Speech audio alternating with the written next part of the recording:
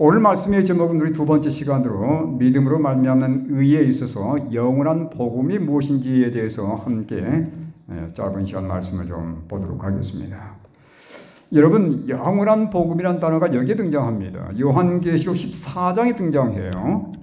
또 보니 다른 천사가 공중에 날아가는데 땅에 거주하는 자들 곧 모든 민족과 종족과 방언과 백성에 전할 영원한 복음을 가져왔더라. 이게 바로 몇 번째 천사의 기별입니까? 첫 번째 천사의 기별이에요. 그래서 오늘 저녁에 우리가 영원한 복음이 무엇인지를 잠깐 좀 다루도록 하겠습니다. 여러분, 왜 영원한 복음일까요? 옛날도 있었고 지금도 있고 예수님께서 재림할 때까지 계속 이어져가는 그러한 복음이기 때문에 영원한 복음입니다. 간단해요. 옛날도 있었습니다. 지금도 변하지 않았어요. 그리고 예수님 오시도록까지 이 기별은 변하지 않을 것입니다. 그러면 아담이 최초로 들었던 그 하나님의 말씀, 복음입니까? 창세 3장 15절에 여자의 후손이 등장할 것이라는 그 기별을 처음 받았는데 아담이 복음을 들은 거예요. 아브라함도 복음을 들었습니다. 아브라함도. 다윗도 복음을 들었어요. 침례 요한도 복음을 듣고 증거했습니다. 사도 바울 마찬가지예요. 그리고 마지막 세대의 하나님 백성들이 복음을 깨닫고 하나님의 복음을 증거할 것입니다. 그래서 각 시대마다 물론 그 내용은 조금씩 차이가 있을 수 있지만 핵심은 분명합니다. 그 핵심이 무엇인지를 오늘 저희가 배울 거예요. 여러분, 빵을 얻어먹지 못하는 거지에게는 빵이 있다는 게 복음이라는 거예요. 환자에게는 뭐가 복음일까요? 치료제가 있다는 게 복음입니다. 그런데 죄로 인해서 죽어가는 모든 인류에게 복음은 무엇입니까? 죄의 삭신 사망으로부터서 우리를 해방시켜줄 예수님이 있다는 것이 바로 복음이라는 거예요. 자, 여러분, 복음의 핵심이 여기 등장합니다. 예수님이 탄생했을 때 천사들이 들의 목자들에게 나타났어요. 그리고 그들에게 이 놀라운 기별을 증거했습니다. 말 그대로 복음이에요. 자, 여기 보시면 이렇게 얘기합니다. 천사가 이르되, 물론 가브리엘 천사입니다. 무서워하지 말라. 보라, 내가 온 백성에게 미칠 큰 기쁨의 좋은 소식, 큰 기쁨의 좋은 소식이라고 했습니다. 복음입니다. 복된 소식이에요. 정말 우리 마음의 기쁨과 이 놀라운 하늘의 축복을 전해주는 그 소식인데, 그 큰 기쁨의 좋은 소식의 이 핵심이 무엇인지를 2장 11절에 말씀하고 있어요. 뭐라고 그랬습니까? 오늘 다윗의 동네에 너희를 위하여 구주가 나셨으니 곧 그리스도 주시니라. 여러분, 복음의 핵심은 누구입니까? 복음의 핵심은 바로 예수 그리스도입니다. 우리가 믿음으로 구원을 얻는다 할 때 누구를 믿는 겁니까? 예수님을 믿는 거예요. 그렇죠? 예수님은 그분을 마음속에 영접해 드릴 때 우리에게 구원의 선물이 바로 내 것이 되는 거예요. 예수님 없는 소식은 그건 가짜입니다. 우리가 그것들을 계속해서 배우게 될 텐데, 여기 예수님이 진정 복음이 되려면 우리가 어떤 상태에 있는지를 먼저 아는 것은 참으로 중요합니다. 우리는 어떤 상태에 있습니까? 자, 여기 이사야는 이렇게 얘기했어요. 어떤 상태라고 고발하고 있습니까? 1장 5절에 보니까 너희가 어찌하여 매를 더 맞으려고 폐역을 거듭하느냐. 온 머리는 병들었고 온 마음은 피곤하였으며. 여러분, 머리가 병들었으니 온전한 생각이 나오겠습니까? 좋은 말이 나오겠어요? 다른 사람들의 위로하는 선한 말이 나오겠습니까? 좋은 생각이 나올 수 없는 거예요. 이게 바로 죄인들의 모습입니다. 1장 6절에는 보면 발바닥에서 머리까지 성한 곳이 없이 상한 것과 터진 것과 새로 맞은 흔적뿐이거늘 그것을 짜며 싸매며 기름으로 부드럽게 함을 받지 못하겠도다. 여러분 이런 병 보셨어요? 이게 우리의 상태입니다. 성경이 이런 병을 뭐라 불러요? 문둥병이라고 부릅니다. 머리 끝에서 발까지 다 몸이 병들었어요. 성한 곳이 전혀 없다고 말씀하고 있습니다. 여러분 그래서 성경 보면 왜 문둥병을 죄에 대한 상징으로 기록했는지 여기 그 내용이 나와 있는 거예요. 발바닥에서 머리까지 성한 곳이 전혀 없는 우리의 모습입니다. 불치병이에요. 이건 예수님을 만나지 않고서는 절대 고칠 수 없는 병입니다. 이렇게 우리 모습이 머리 끝에서 발끝까지 완전히 성한 것이 없고 머리는 병들었고 온 마음은 피곤하기 때문에 우리 사람의 모든 생각과 말이 여러분 이렇게 될 수밖에 없습니다. 교육 29쪽에 보니까 사람의 본성에는 악을 행하려는 성향, 악으로 굽어지는 마음이 있습니다. 그래서 인간이 자신으로서는 저항할 수 없는 힘이 내재되어 있다. 이 사람은 천성적으로 그리고 후천적으로 개발돼서 어디에 끌리는 성향이 강해요? 악에 끌리는 경향이 아주 강합니다. 그러니까 아무리 영을 써도 안 되는 거예요. 스스로의 힘으로 절대 죄를 이길 수 없는 겁니다. 교회정원 1권 341쪽입니다. 사람은 본성적으로 사단의 제안을 따르는 경향이 있기 때문에 누구의 제안을 따르는? 사탄의 제안과 유혹을 따르는 경향이 있기 때문에 그처럼 무서운 원수를 성공적으로 저항할 수 있다 없다? 없다는 것입니다. 네. 이 악한 것들을 저항할 수 없는 거예요. 유혹을 이길 수가 없는 겁니다. 하나님을 알지 못하는 사람들의 이 모습이에요. 먹고 싶은 것, 하고 싶은 것, 유혹이 딱 나타나면 우리는 거기에 바로 끌려서 넘어지게 되는 것이 우리 사람의 모습이에요. 그래서 이렇게 좀 얘기할 수 있겠습니다. 죄된 성향을 타고난 육신의 마음은 마치 뭐와 똑같아요? 죄를 생산해내는 공장과 똑같습니다.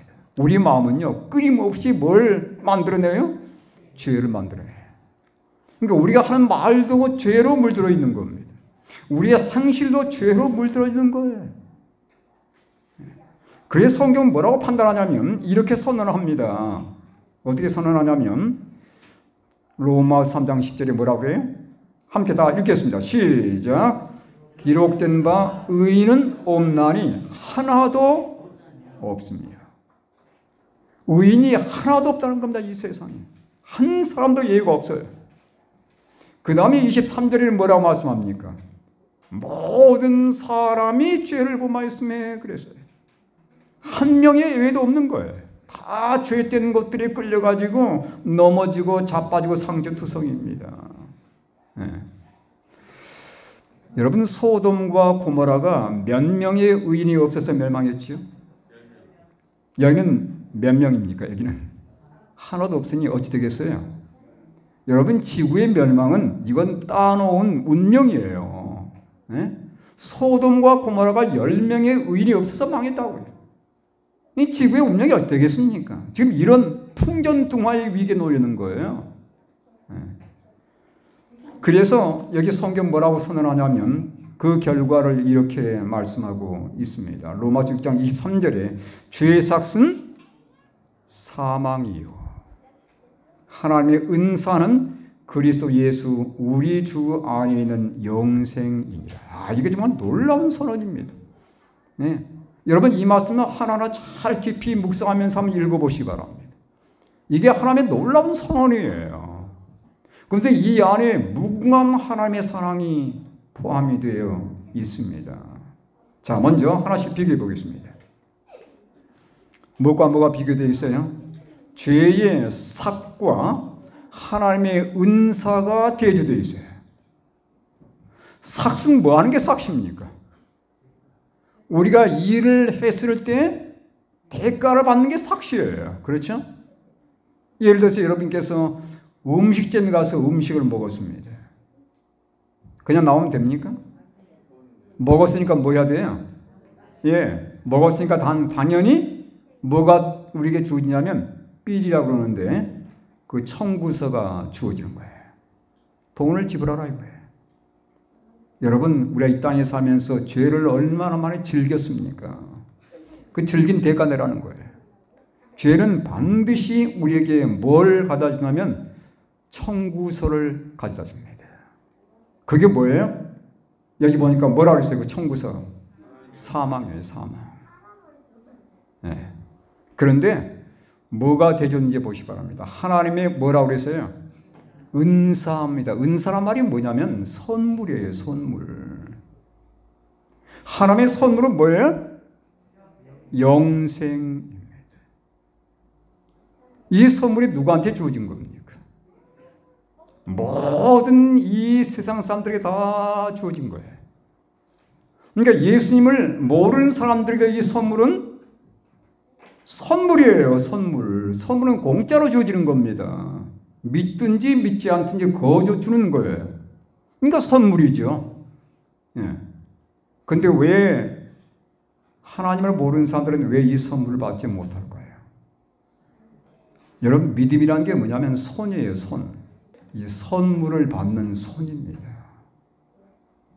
선물이 배달됐지만 이 선물을 받지를 않는 거예요. 그래서 그들이 구원받지 못하는 겁니다. 죄라는 게 뭐냐면 믿지 않는 거예요. 하나님이 그들에게 구원의 선물을 배달해 주었지만, 성령을 통해서 그들에게 구원의 선물을 제공해 주었지만 그들이 손을 뻗지 않는 거예요. 그게 바로 믿음입니다. 믿음. 믿음의 손을 뻗지 않기 때문에 이 선물을 자기 걸로 삼지 못하는 거예요. 여러분, 구원은 선물이라고 했습니다. 자, 그런데 여기서 하나 더 따져볼 게 있습니다. 영생은 뭐죠? 말 그대로 영원히 사는 거예요. 그러면 사망은 뭐겠어요? 영원히 죽는 겁니다. 이걸 뭐라고 그래요? 무슨 사망? 우리 성경에 나와 있잖아요. 둘째 사망이에요. 네? 여러분이 이 땅에 살면서 나이가 많아져 죽는 것은 이 둘째 사망에 대한 하나의 맛보기에 불과한 거예요. 죄의 삭은 둘째 사망입니다. 네? 예수를 믿든 믿지 않든 다 첫째 사망은 당하게 되어 있어요. 그렇죠? 근데 둘째 사망은 선택입니다. 예수를 믿고 그분을 마음속에 받아들이는, 믿음으로 받아들이는 모든 사람들은 이걸 피할 수 있는 거예요. 선택이에요, 선택. 첫째 사망은 성경에는 삶이란 말을 쓰지 않습니다. 뭐라고 하냐면 잠자는 거라고 그래요. 잠자는 거. 잠자는 거예요. 그건 여러분 선택이 아닙니다.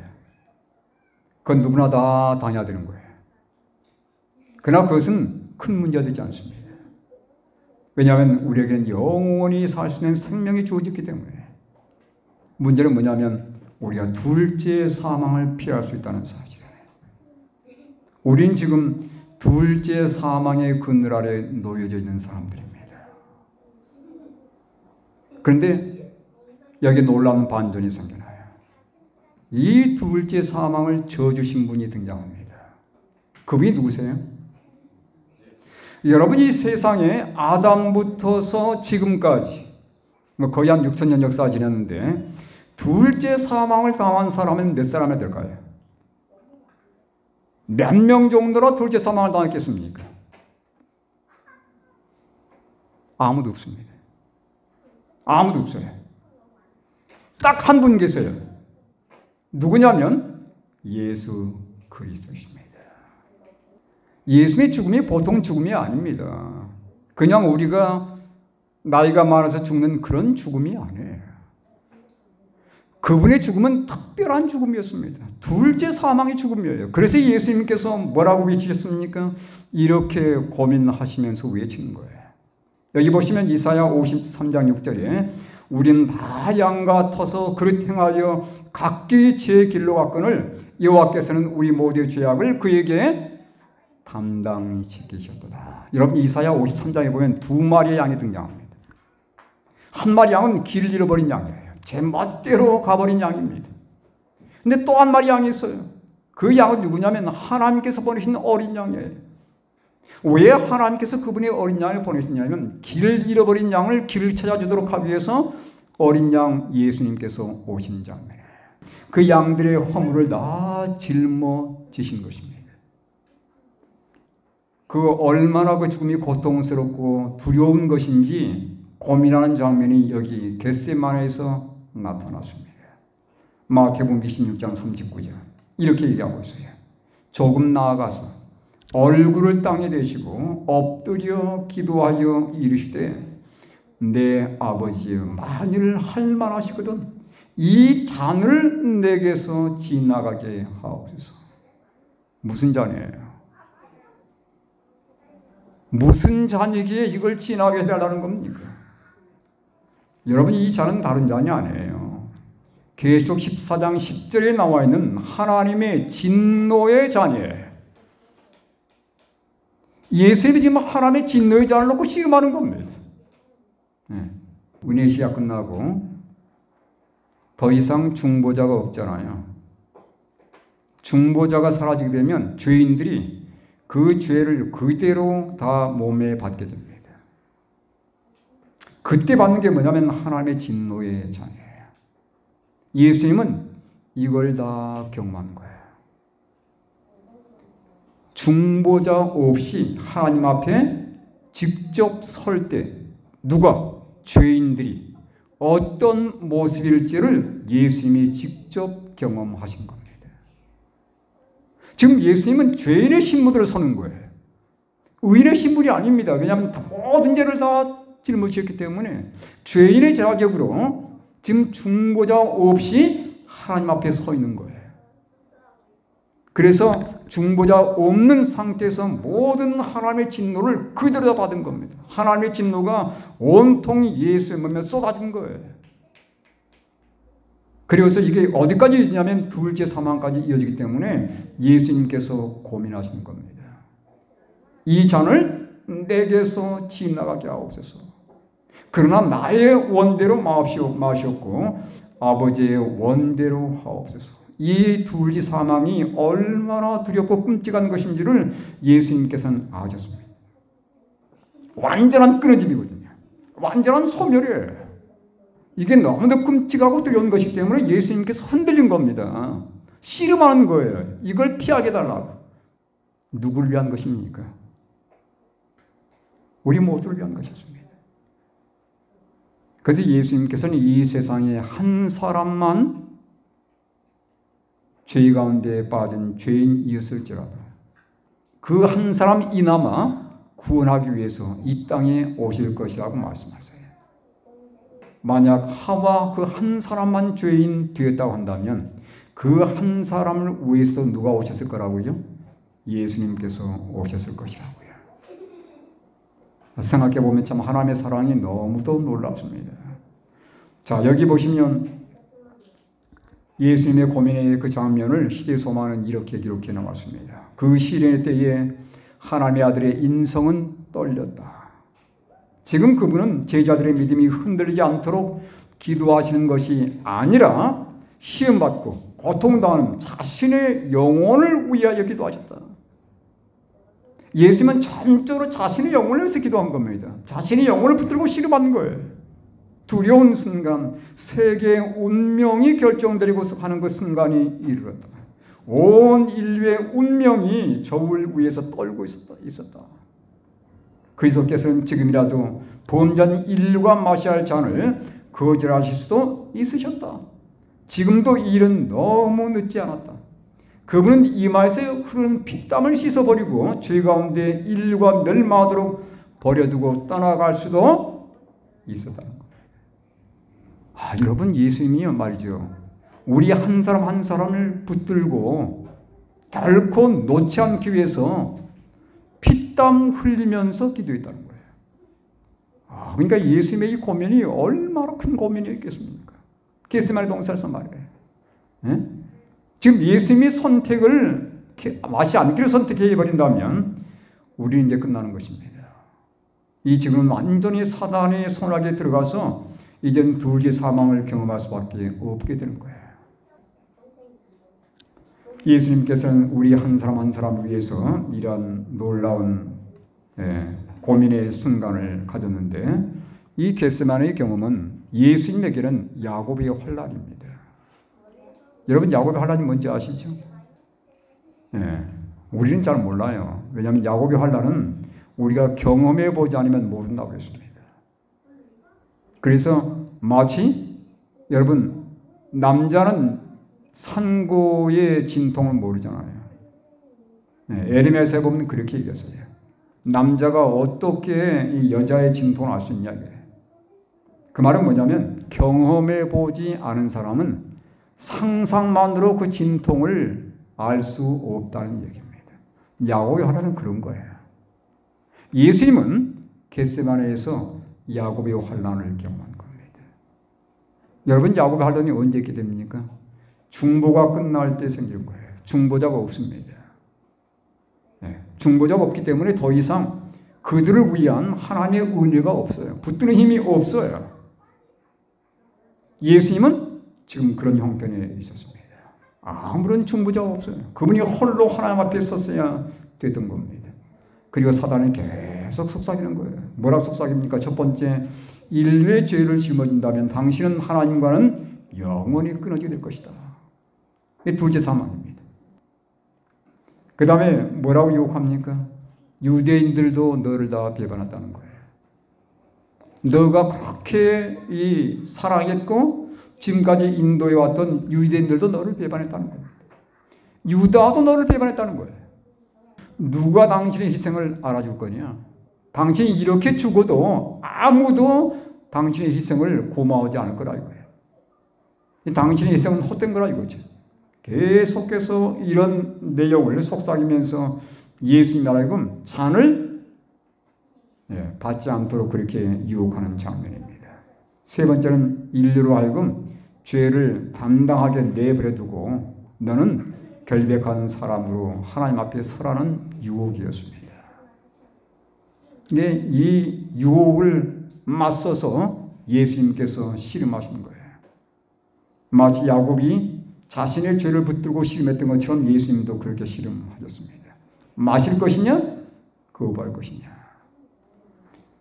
여기 보시면 시험받고 고통당하는 자신의 영혼을 위해서 예수님은 고민하면서 기도하신 겁니다. 예수님이 경험하신 야곱의 환난이에요. 중보자 없이 그분이 겪은 환난입니다. 우리가 마지막 때에 겪게 될 야곱의 환난을 예수님께서 미리 경험하신 거예요. 결국 예수님께서 선택하셨습니다. 3번의 간절한 기도를 드렸습니다. 얼마나 고민했으면 피가 이 땀과 함께 섞여 나왔겠습니까? 이건 뭐 상상을 못하는 고통입니다.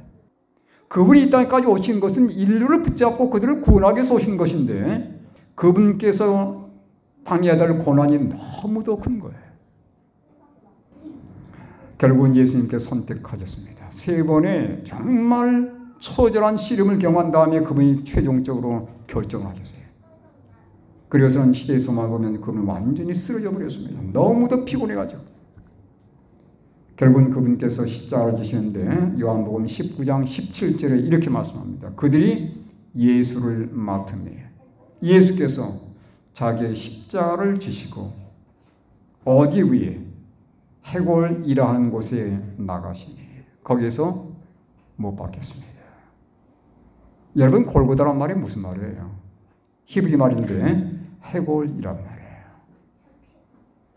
라틴어로 이게 이제 번역이 돼가지고 다시 영어로 바꾼 말이 뭐냐면 갈바리란 말입니다. 그래서 골고다란 말이나 갈바리란 말이나 똑같은 말이에요. 골고다는 히브리어고 갈바리는 골고다란 말을 이렇게 이제 몇 번 거쳐가지고 영어로 번역한 말이 갈바리입니다. 뜻은 무슨 뜻이에요? 해골이란 말이에요. 좋은 말이 아닙니다. 근데 여러분, 여기에 놀라운 의미가 있어요. 예수님의 십자가가 어디 위에 세워진 겁니까? 해골 위에 세워졌어요. 해골이 뭡니까? 사망입니다. 사망. 죽음이에요. 다시 말하면 인류의 사망 위에 십자가가 세워진 거예요. 네. 사망의 정복을 의미하는 것입니다. 예수님은 그분이 죽으시면서 인류의 온 죽음을 그분께서 정복하는 의미에서 거기에서 십자가에 달려 돌아가셨습니다. 그래서 예수님의 있는 모든 자마다 둘째 사망에서 완전히 해방되는 그런 경험을 하게 된 것이죠. 그래서 복음은 다시 말씀드리면 이렇게 정의할 수 있겠습니다. 복음은 십자가를 믿고 의지하는 모든 자마다 둘째 사망에서 해방되고 영생을 선물로 받게 되며 그 다음이 중요해요. 나아가서 죄를 이기는 능력이 주어진다는 소식이 바로 영원한 복음입니다. 우리 예수님께서 우리를 위해서 치르신 그 놀라운 은혜, 그 십자가의 은혜를 다시 한번 우리 마음속에 깊이 생각하면서 그분께서 내가 당해야 할 그 둘째 사망의 고통을 그분께서 당해 주시고 우리로 하여금 둘째 사망의 그 고통에서 해방시켜 주신 그 은혜를 우리 마음속에 깊이 찬양과 감사를 돌릴 수 있게 되기 바랍니다. 이 소식을 알지 못하면서 여전히 둘째 사망에 살려는 사람들에게 이 복음을 증거하는 주의 친백성들 되길 바라면서 말씀을 마치도록 하겠습니다.